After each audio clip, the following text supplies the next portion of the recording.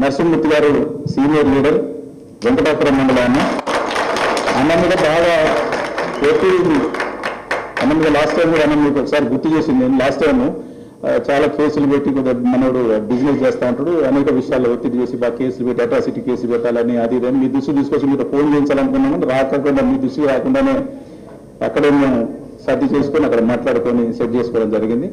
చాలా strong person, వాళ్ళు అట్లాంటి వాళ్ళని మనం కాపాడుకోవాల్సినటువంటి అవసరం కూడా. ఎందుకంటే అక్కడ అన్ని రకాల పార్టీకి అన్ని రకాలుగా ఆర్గనైజేషన్ కాకుండా ఆర్థికంగా కూడా గట్టి భరోసా ఇచ్చేటువంటి వ్యక్తులు. ఇటువంటి వాళ్ళని తప్పకుండా నరసింహమూర్తి అన్న మీరేమో వరి కాదు. ఆ రోజు కూడా మీకు చెప్పిన అత్యవసరం అనుకుంటే రామన్న దగ్గర ఎట్టి పరిస్థితులు ఎస్పీ గారితో మాట్లాడిస్తామని చెప్పినాం. తప్పకుండా మీరేం వరి కావద్దని చెప్పి తెలియజేసుకుంటూ పార్టీ విషయాల్ని ప్రసంగించవలసిన కోరుతాం. ఈ శుభ సమయంలో కేటీఆర్ గారు లాంటి ఒక యంగ్ లీడర్ని కలవటం నాకు చాలా సంతోషంగా ఉంది. దాంతోపాటు మన వేదిక మీద వినయ్ భాస్కర్ గారు, తక్కినపల్లి రాజేంద్రరావు గారు, అట్లే కాంతారావు గారు, ఇంకా పెద్దలందరూ, మీ అందరూ చెప్పేది ఏంటంటే నాకంటే చిన్నవాళ్ళు కేటీఆర్ గారు, కానీ అన్నాన్ని పిలవాలి తప్పదు.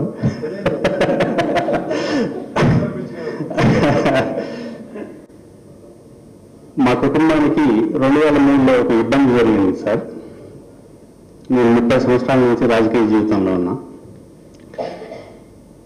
ఆ రోజు నుంచి ఈ రోజు వరకు నా సొంత డబ్బులతో నేను ఏ పార్టీలో ఉన్నా కూడా పార్టీకి నిబద్ధతగా కలిగి పనిచేసుకుంటూ ఉంటాం. ఆ రోజు కేసీఆర్ గారు నన్ను గుర్తించి 2019 ఎన్నికల్లో అక్కడ అసెంబ్లీని ఓడించడానికి బీఆర్ఎస్ పార్టీ అభ్యర్థులు నేను కృషి చేసిన మాట వాస్తవం. కానీ కేసీఆర్ గారు నన్ను గుర్తించి మా గురువు గారు అయిన ఎర్రబెల్లి దయాకర్రావు గారిని హెలికాప్టర్ ఇచ్చి పంపించి పలానా వ్యక్తిని మనం పార్టీలో తీసుకుంటే పార్లమెంట్లో తప్పనిసరిగా నువ్వు గెలుస్తాం కనుక నువ్వు అర్జెంటుగా వెళ్ళి ఆయన పార్టీలో జాయిన్ చేసుకోమని చెప్పారు. వెంటనే ఎర్రబెల్లి దయాకర్ గారు, నామనాగేశ్వరరావు గారు, అప్పుడున్న తుమ్మల నాగేశ్వరరావు గారు వీళ్ళందరూ కలిసి మీరు పార్టీలోకి రావాలి తప్పనిసరిగా అంటే నేను పార్టీలో జాయిన్ అయ్యి మాలోతు కవిత గారు ఎంపీ ఎన్నికల్లో భారీ మెజార్టీతో మనం గెలిపించుకున్నాం. అయితే ఇంత సంతోషకరమైన విషయాన్ని మీకు చెప్పాలని, మిమ్మల్ని కలవాలని చాలాసార్లు ప్రయత్నం చేశాను. మనందరం పుట్టింది తెలుగుదేశం పార్టీలోనే. కానీ మా కుటుంబానికి జరిగిన నష్టాన్ని ఒక్క కేసీఆర్ గారే తీర్చగలిగారు. ఆ రోజు మా తెలుగుదేశం పార్టీ నాకు జరిగిన నష్టాన్ని, నా కుటుంబానికి జరిగిన నష్టాన్ని భర్తీ చేయలేకపోయింది. అందుకే ఈ రోజు వరకు నాకు పోయిన ఎన్నికల్లో కూడా భద్రాచలం అసెంబ్లీని గెలిపించడం కోసం 50 లక్షలు పెట్టి ఒక స్థలాన్ని కొని జిల్లాలో ఉండే విధంగా ఒక పార్టీ కార్యాలయాన్ని కట్టి 25 లక్షలు పెట్టి ఒక ప్రచార రథాన్ని కొని పార్టీకి అప్పచెప్పి ఆయన గెలుపు కోసం 2 కోట్ల రూపాయలు డబ్బులిచ్చి 10కి 10 అసెంబ్లీ స్థానాలు గేటు దాటనీయను అన్న వ్యక్తిని ఛాలెంజ్ చేసిన శ్రీనివాసరెడ్డి గారిని భద్రాచలం అసెంబ్లీని గెలిపించేదానికి నాకు సహకరించిన రాంప్రసాద్ గారు, మాన రామకృష్ణ గారు, ఇక్కడున్న ఈ మండల అందరి ప్రజల సహకారంతో తెలంగాణరావు గారిని భారీ మెజార్టీతో గెలిపించాను సార్. కానీ దురదృష్టం కొద్ది రోజులకే ఆయన పార్టీ వదిలి వెళ్ళిపోయారు.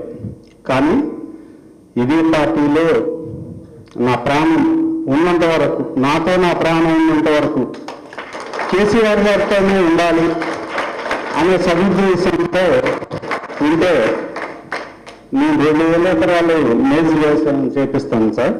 దాని మీద కాంగ్రెస్ పార్టీ వాళ్ళు ఈయన ఇలా చేస్తున్నాడు కదా అని పెట్టని కేసులు లేవు సార్. 2.5 కోట్ల రూపాయలు నష్టపరిచారు నన్ను. అయినా సరే కాంతారావు గారు ఎప్పటికప్పుడు నాకు సపోర్ట్ చేసుకుంటూ, ఇటు అందరూ మా పార్టీ నాయకులు అందరూ సపోర్ట్ చేసుకుంటూ, అదే భరోసాతో ఈ రోజు వరకు ఓపికతో ఇలాగే ఉంటున్నాం సార్. నేను చెప్పేది ఏంటంటే, తప్పనిసరిగా భద్రాచలం మళ్ళీ ఎన్నిక వస్తే నా యావదాస్తిని అమ్మి అయినా సరే తప్పనిసరిగా అక్కడ మీరు ఎవరికి టికెట్ ఇచ్చినా సరే నేను అన్ని పనులు వదులుకునైనా ఆ ఎమ్మెల్యేని గెలిపించడానికి ఎక్కడా కూడా వెనకాడమని మీకు మాట ఇస్తున్నా. దాంతోపాటు ఆ రోజు నారా లోకేష్ గారు రెడ్ బుక్ ఎలా అయితే పెట్టారో, నాకు మాత్రం నా జీవితంలో ఇంకొక ఆశయం ఉంది సార్. అది మీ ద్వారా జరగాలి. పింక్ బుక్ మాత్రం కంపల్సరీ పెట్టాలి. మనం ఒక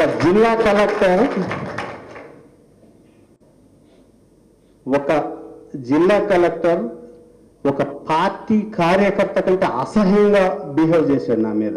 అయినా సరే నేను జరగకుండా ఆయన మీద కోర్టుకు వెళ్ళాను. చివరికి ఆయనే నాకు సరెండర్ అయ్యారు. కానీ ఆర్థికంగా చాలా నష్టపోయాను.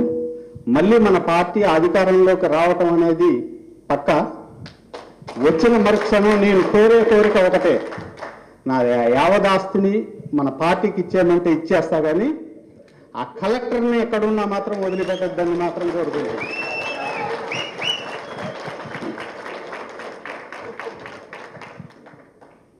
ఇదొక విషయంలో మాత్రం మీరు నాకు తప్పనిసరిగా హామీ ఇవ్వాలి. అలాగే ఇంత బాధతో చెప్తానంటే నన్ను ఎంత టార్చర్ చేశారో మీరు అర్థం చేసుకోండి. మన కేసీఆర్ గారు మీటింగ్ పెడితే, అన్న కాంతారావు అన్న, వద్దిరాజు రవిచంద్ర గారు మరి భోజనాలు ఎక్కడ ప్లాన్ చేద్దామంటే, అన్న మీరు ఎక్కడైనా ప్లాన్ చేయండి, 3 నియోజకవర్గాలకు అయ్యే ఖర్చు మొత్తం నేను పెడతాను అని చెప్పి ములుగులోనే పిఎస్ఆర్ గార్డెన్లో భోజనాలు అరేంజ్ చేసి 600 కార్లతో మన వరంగల్ మీటింగ్కి రావడం జరిగింది. ఇదంతా ఎందుకు చెప్తానంటే, పార్టీ అంటే ఏంటంటే ఆస్తులు సంపాదించడం కాదు, ఒక ఆదర్శమైన ఆలోచనతో మనం అందరం పనిచేయాలి తప్పనిసరిగా. కనుక నేను ఇప్పుడు మాట్లాడేటప్పుడు నాలో ఆవేదన వల్ల చిన్న తడబాట్లు వస్తున్నాయి. కానీ నా మనసులో ఇంకా చాలా ఆవేదన ఉంది. కేసీఆర్ గారు నాకు నా తండ్రి సంపాదన మొత్తం పార్టీకి దారాదత్తం చేయడానికి కూడా వెనకాడనని, కనుక నాలాంటి కార్యకర్తల్ని మీరు కడుపులో పెట్టుకుని చూడాలని మిమ్మల్ని కోరుతున్నాను సార్.